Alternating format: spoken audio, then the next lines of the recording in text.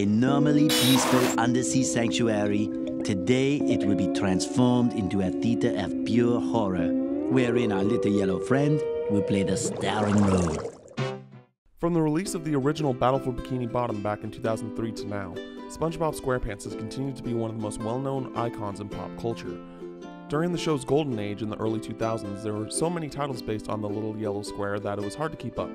Battle for Bikini Bottom being a part of that bunch was a legitimately fun and charming 3D platformer for its time. SpongeBob SquarePants Battle for Bikini Bottom Rehydrated brings both fans who have either grown up or are currently growing up with our favorite fry cook back to a gem of its time. Naturally taking place in our favorite underwater town of Bikini Bottom, SpongeBob must take action after an army of disobedient robots created by the dastardly Plankton quickly loses control of them. Using his trusty jellyfish net, SpongeBob travels to numerous popular locations from the show, including Jellyfish Fields, the Poseidon, and Rock Bottom. Each level gives you a number of different tasks to complete, which reward you with a golden spatula. Earning more spatulas then unlocks new areas to explore.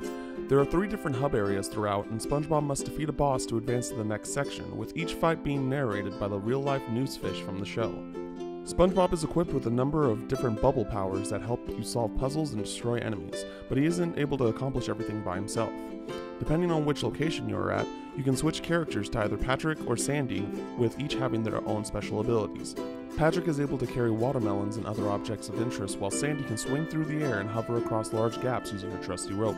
The issue with calling Rehydrated a remake is because outside of visuals, that isn't entirely the case. While I think the environments and main trio of playable characters look great, it still very much looks like a PS2 game. I believe their intent was to be as true to the original as possible, and as a fan, I like what they were trying to go for. Most of the game features voiceover work, with the majority of actors from the show reprising their roles.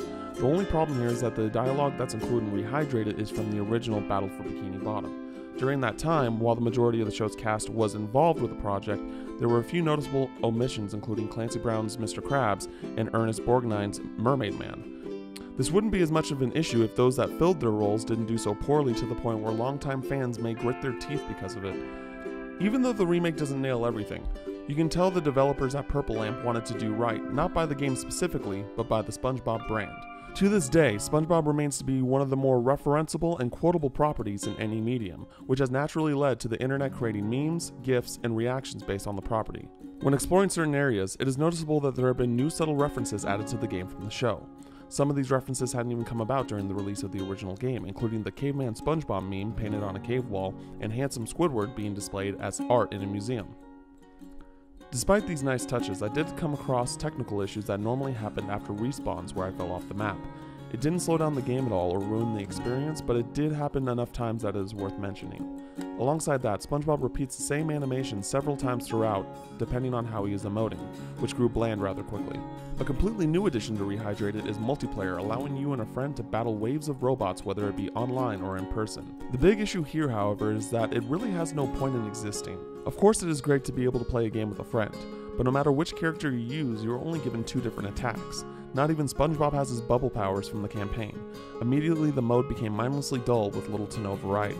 Playing online can also prove to be frustrating, as both my teammate and I found ourselves lag jumping across the screen, which would then lead us to either getting hit due to an unknown reason or falling off the stage to our deaths. After defeating a number of waves, you are told to go to the next island to face the next group, but there is no indication as to how many you must survive before winning. There is said to be 26 islands in total, but the mode does a poor job of conveying this. There is also no penalty if both players die, as you both will just respawn a few short seconds later. The whole experience left me asking, what's the point?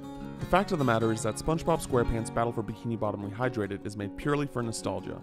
It's a nostalgia that, for those like me, regardless of their age, love SpongeBob and always will.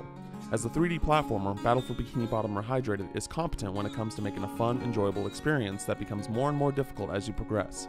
It does its job while allowing those to remember all the great times they had watching SpongeBob and having a blast doing so.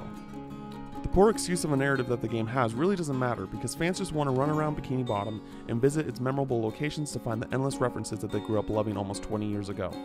SpongeBob SquarePants Battle for Bikini Bottom Rehydrated may not have brought much new to the table, but it did bring exactly what it needed.